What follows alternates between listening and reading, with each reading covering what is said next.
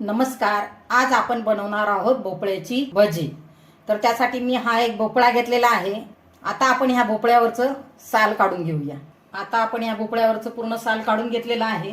तर आता आपण हा भोपळा किसणीने किसून घेणार, नाहीतर मिक्सर मधून आपण ह्याला काढून घेणार. तर मी ह्याला मिक्सर मधूनच काढून घेणार आहे. असे ह्या पद्धतीने आपण त्याचे बारीक तुकडे करून घ्यायचे पूर्ण भोपळ्याचे आणि ते मिक्सर मधून काढून घ्यायचे.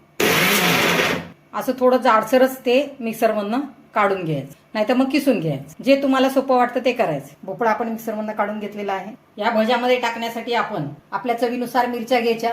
मी 9-10 मिरच्या घेतलेल्या आहेत. 8-9 लसूण पाकळ्या, अद्रक, कढीपत्ता थोडासा आणि थोडीशी कोथिंबीर. आणि त्याचबरोबर आपण मसाल्याच्या चमच्याने अर्धा चमचा जिरे याच्यामध्ये आपण मिसळणार आहोत आणि त्याच चमच्याच्या मापाने अर्धा चमचा ओवा. आता आपण हे सर्व साहित्य मिक्सरला लावून बारीक करून घेऊ. हिरवी मिरची, अद्रक, कोथिंबीर, लसूण याची पेस्ट आपण याच्यामध्ये मिसळणार आहोत. ह्याच्यामध्ये आपण अर्धा चमचा हळद टाकणार आहोत. ह्याच्यामध्ये आपण थोडंसं लिंबू पिळणार आहोत. त्याच्यानंतर आपण ह्याच्यामध्ये 4 चमचे बेसन टाकणार आहोत. हे 1 चमचा आपण तांदळाचं पीठ याच्यामध्ये मिसळलेलं आहे. चवीनुसार मीठ मिसळायचं. हे आपलं भोपळ्याच्या भज्याचं मिश्रण पाणी न टाकता मिसळून घ्यायचं. हे व्यवस्थित मिसळून झालेलं आहे. त्याला पाण्याची गरज लागलेली नाही. 10 मिनिटं ह्याला झाकून रेस्टसाठी ठेवून आता आपण 10 मिनिटं होण्याची वाट पाहू. 10 मिनिटं झालेली आहेत. पहा आपलं पीठ कसं झालंय. पहा पातळ झालेलं आहे.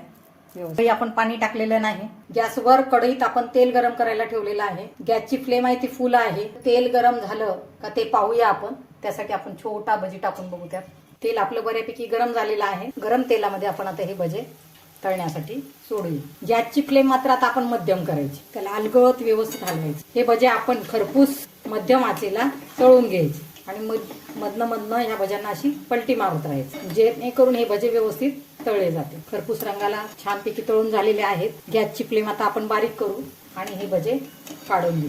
याच पद्धतीने आपण सर्व भजे तळून घेणार आहोत. आपले दुधी भोपळ्याचे भजे तयार झालेले आहेत. तुम्ही पाहू शकता. हे भजे पण एकदम छान होतात आणि चवीला खूप छान लागतात.